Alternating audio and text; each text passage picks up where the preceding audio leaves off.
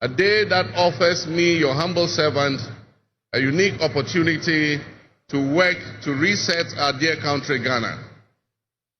32 years ago, on January 7th, Ghana made its first and most successful democratic transition, a reset, with the swearing in of the newly democratically elected President, John Rawlings, of blessed memory. Na your mama the way I was here the president or my president di aya konokeke all more than half of the speech in ano enyade so we pastor to say president bi ho aye babe swearing in say no wo happy pastor your mama actually say yes no ma gunitima o babe hwe go the speech ni na more than half wonitim enye pastor. The Right Honorable Speaker of Parliament, Honorable Members of Parliament, Her Excellency, the Vice President of the Republic of Ghana, Jane Nana Opoku-Agyeman, Her Ladyship, the Chief Justice, Your Excellency, Bola Ahmed Tinubu, President of the Federal Republic of Ghana, and special guest of honor for this occasion, Your Excellencies, Presidents, Heads of Government and Development Agencies, Your Excellency Nana Addo Dankwa Akufo-Addo, and former Presidents, Your Excellency Dr. Mahamudu Bawumia, distinguished invited guests, ladies and gentlemen, my brothers and sisters.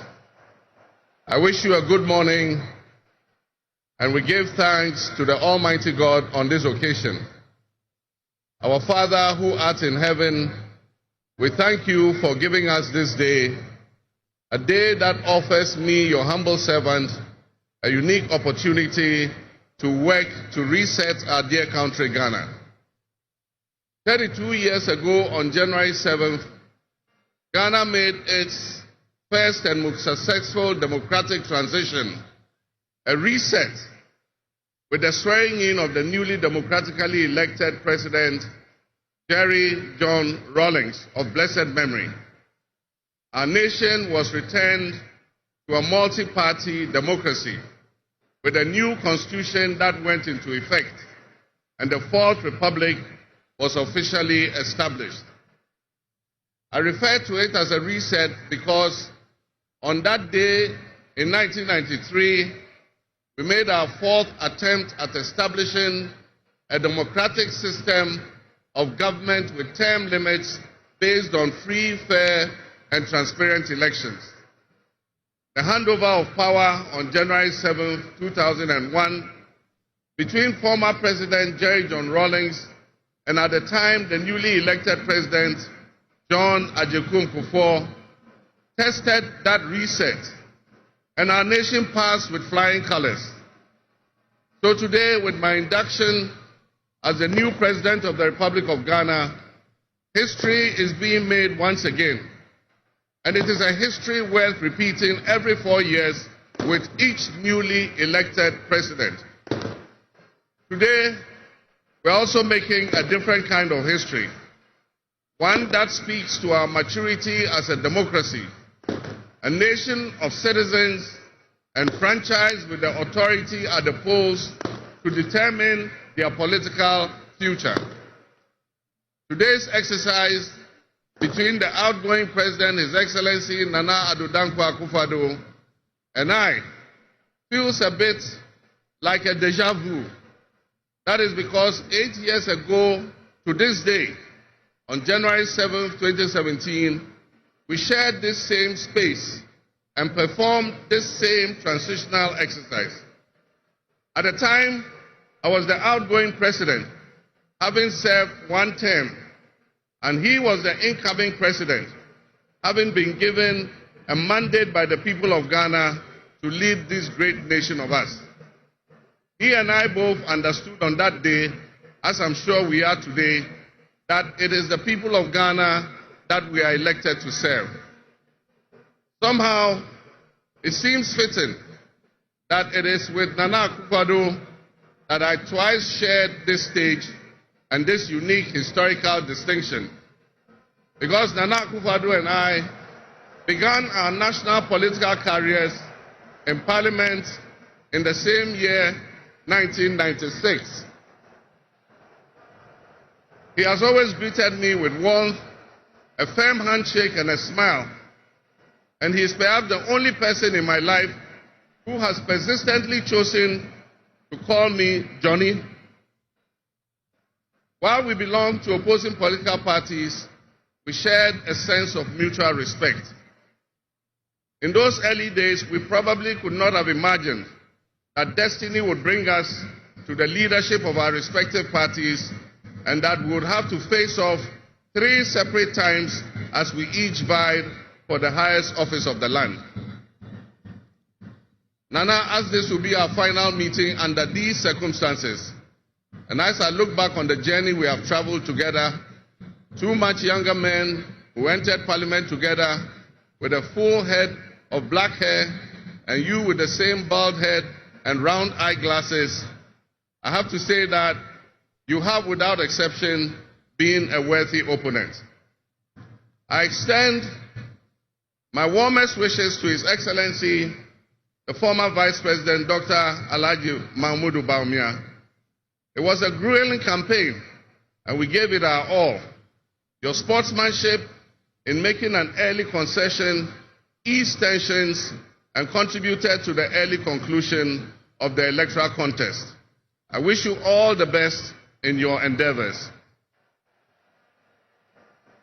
My brothers and sisters, the world in which Ghana exists today, as I begin this presidency, is not the same world in which we have lived under other presidencies. There are tensions and conflicts that have not previously existed between nations.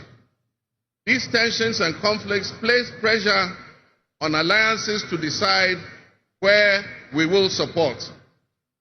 There's a seismic shift happening within the system of global economic dominance.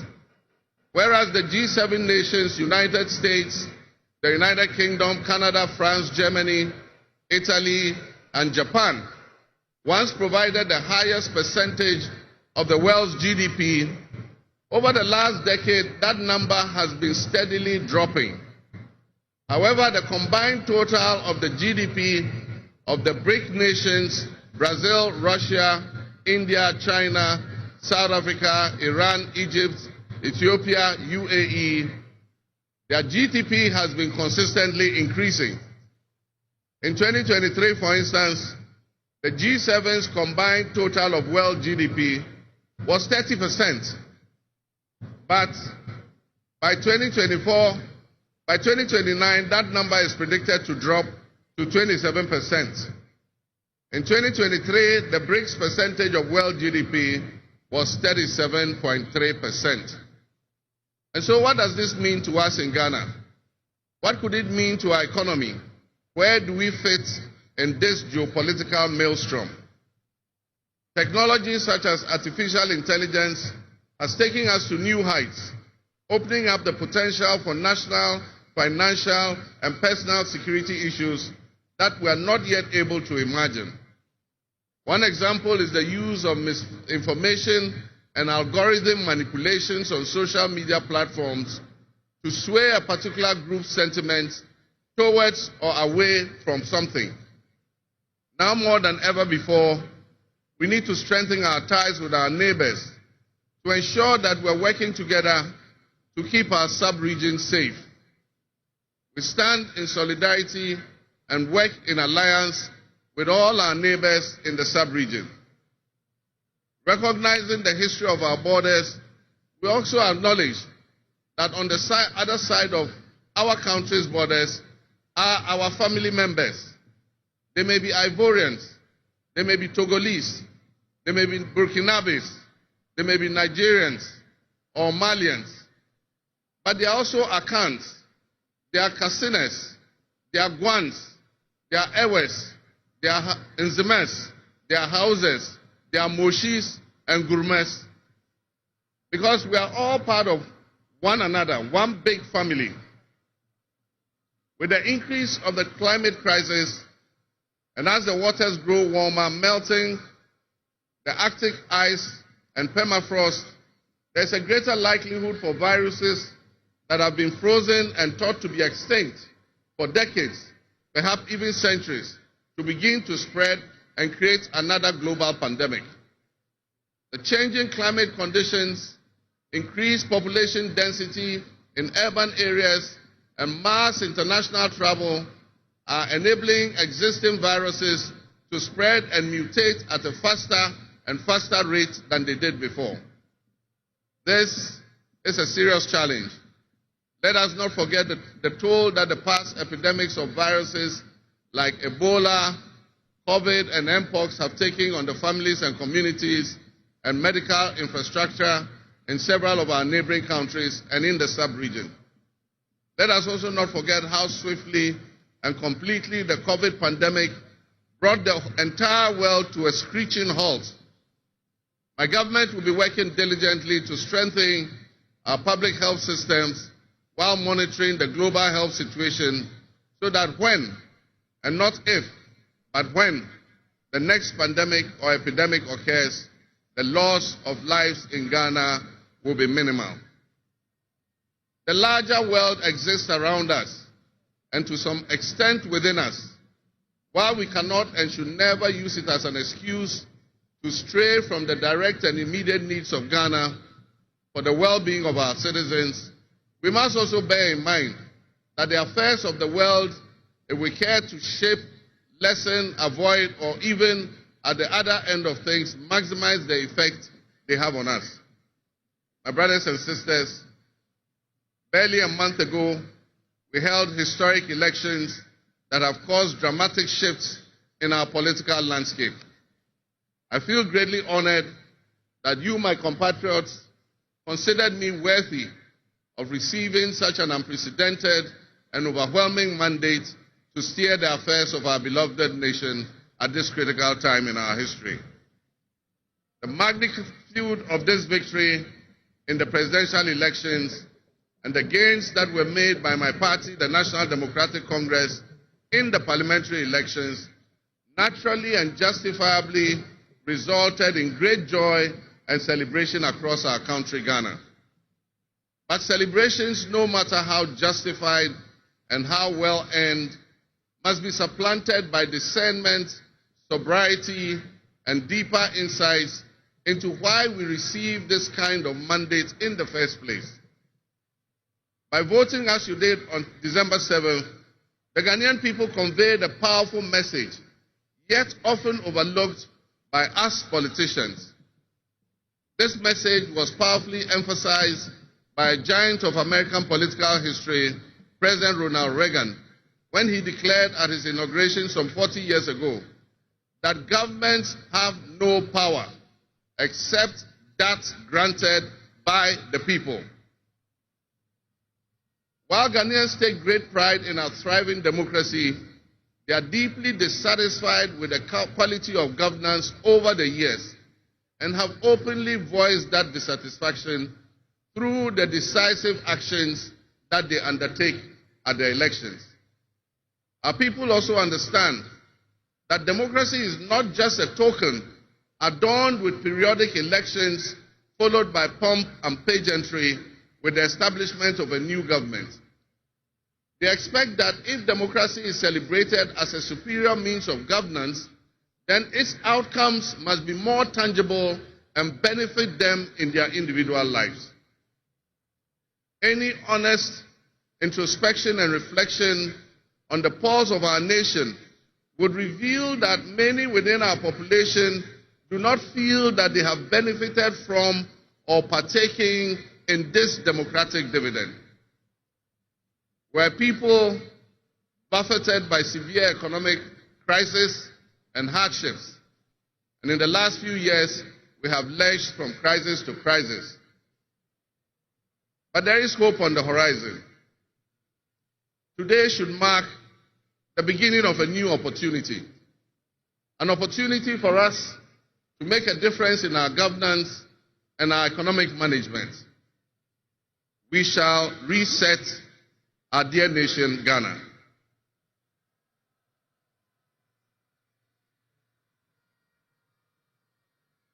To the millions of my fellow countrymen and women who joined long queues and waited in the sun for their turn to vote for me, you have my sincerest thanks for honoring me. My firm, immutable assurance is that your votes will matter in the work that I'll do to make a difference in the destiny of this dear nation of ours. Your courage to bring change will not go in vain. Our nation was born with much promise. That promise would seem hazy and in doubt now because of all that has happened in the past. But I urge you, my fellow countrymen, not to be sucked into a state of perpetual pessimism. For some time, our country has urgently needed leadership with an unwavering desire to get things done. I, with all humility, assent that I intend to be that leader with your cooperation and your help. As your next leader, I shall strive to exercise sound judgment and be able to make the right calls at the right time. I will have the humility and presence of mind to take responsibility for any challenges and be willing to act firmly and timelessly to resolve the challenges that we face as a nation. Since the elections, I have read and heard the word hope used many times in relation to my presidency and what it should offer the citizens of Ghana. I intend to speak plainly and clearly to you today, and every time I address you subsequently, I intend to always tell you the truth. The circumstances we find ourselves in are indeed dire, but even so, I'll be decisive and swift in my actions. We'll focus our initial efforts on 4 critical areas. The first is economic restoration and stabilization of the macroeconomic environment. The second is the improvement of the business and investment environment to ensure that Ghana is once again open for business. The third is governance and constitutional reforms. And the final, but not the least, is accountability and the fight against corruption.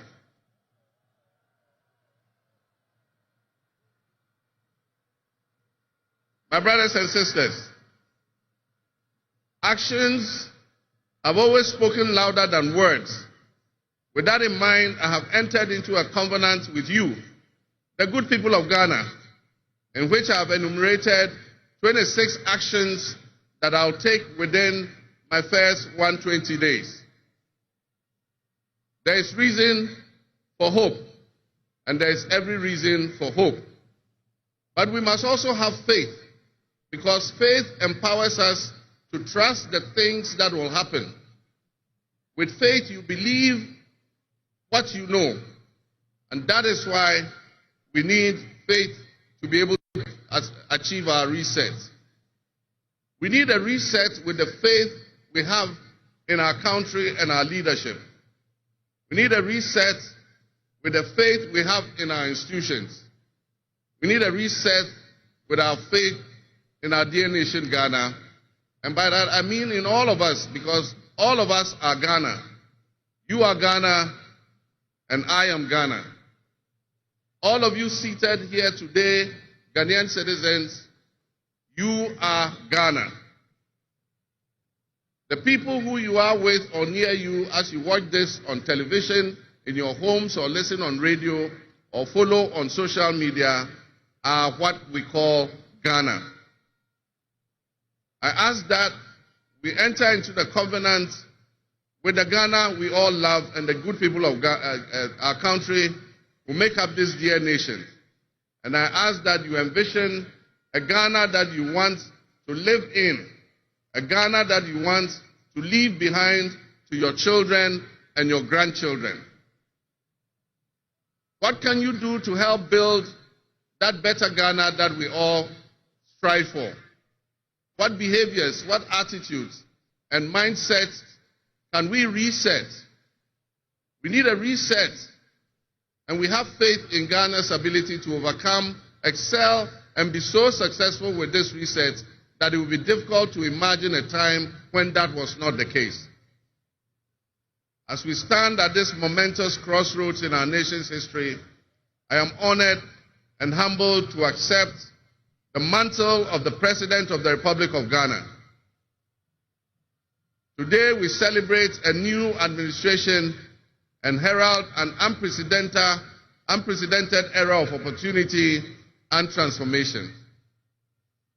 With Nana Jane Opoku-Agyeman by my side, we are poised to embark on a journey of progress and inclusivity, united in our vision for a more prosperous Ghana. This day is particularly special for us and for every Ghanaian who dreams of a society where barriers are shattered and ambitions are realized. With the inauguration of Ghana's first female vice president, we have turned a significant page in our history. Nana Jane's ascension to the high office is not merely a personal triumph. It symbolizes our collective commitment to fostering a nation where gender equality and female representation are cherished and amplified.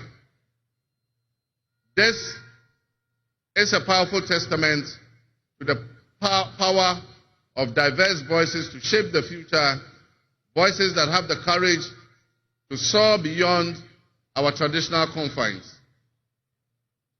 My brothers and sisters, together as we look to the horizon, we reaffirm our dedication to breaking the glass ceiling that has long hindered many from reaching their full potential. Governance that reflects all segments of our population strengthens our democracy and enriches our conversation. We stand committed to enacting policies that empower women and ensure that the door of opportunity is opened wide for our youth and our women, regardless of their background. Together, we will galvanize our efforts to create a society where every Ghanaian can dream, believe, and achieve without any restraints. Remember that great leadership is not defined merely by the offices we occupy, but by the legacy that we leave for future generations. My administration, along with my Vice President, Nana Opoku-Agyeman, will prioritize inclusivity, accountability, and innovation, forging pathways that will lead to the upliftment of all of our citizens.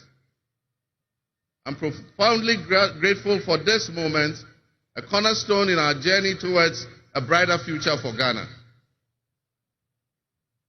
In this resounding victory, I see a clarion call, particularly from the youth of Ghana, a generation that is brimming with potential and dreams that are waiting to be realized. This moment is a powerful affirmation that your voices matter, that your aspirations are valid, and that your future must be our priority.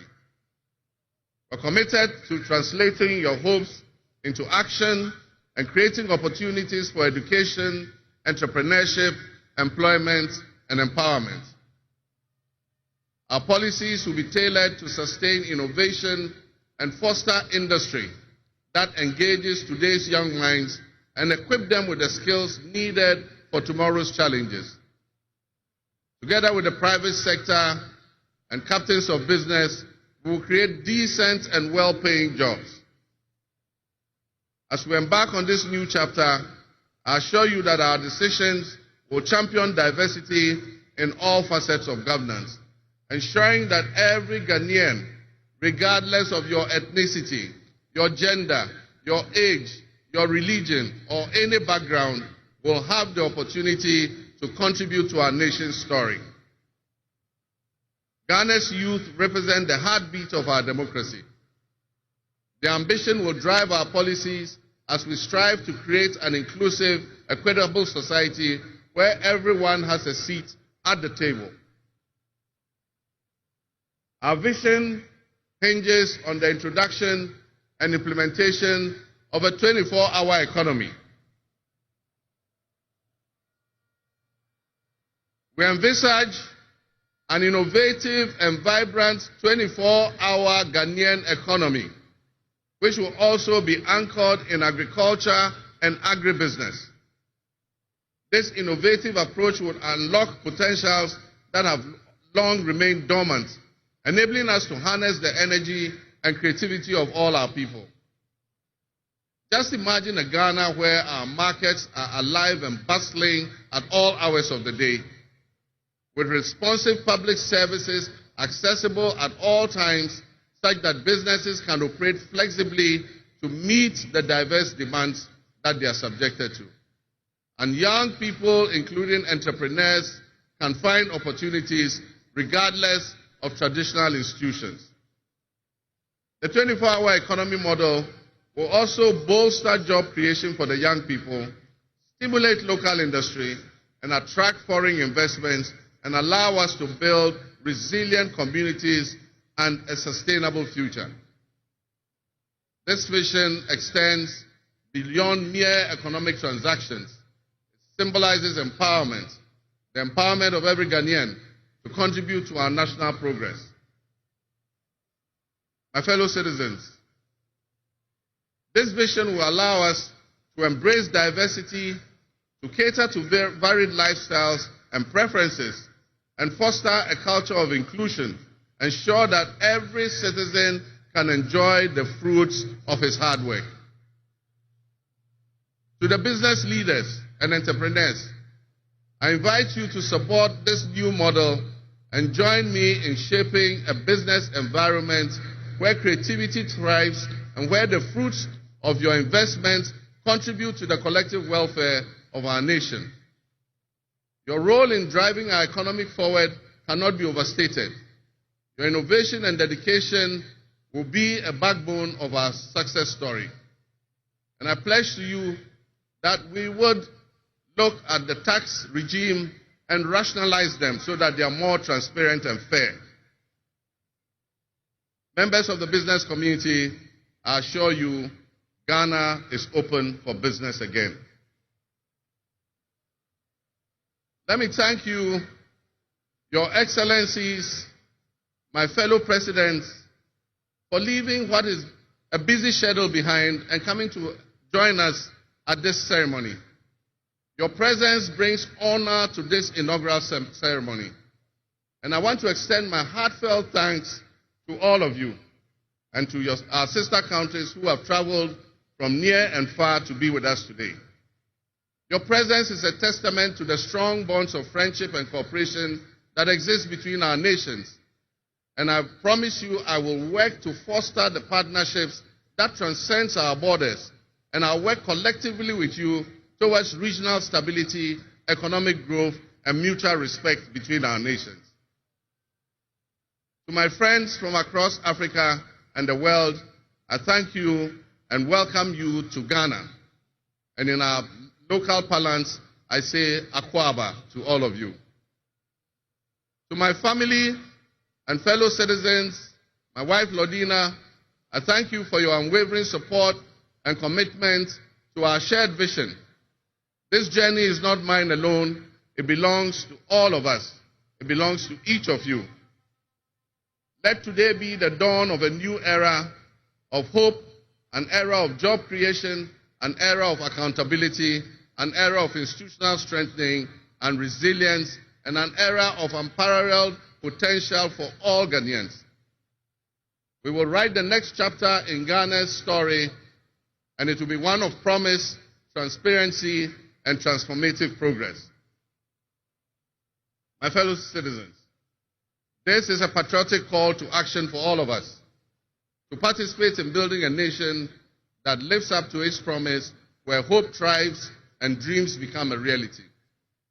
Together, let us cultivate a brighter future for our beloved Ghana, where unity, progress, and equality are not just ideals we aspire to, but are the very fabric of our nation. In closing, I invite you to partner with us on this journey. Together we can create a brighter future for our beloved Ghana, where unity, progress, and equality are not simply goals we are aiming for, but are the cornerstone of our society.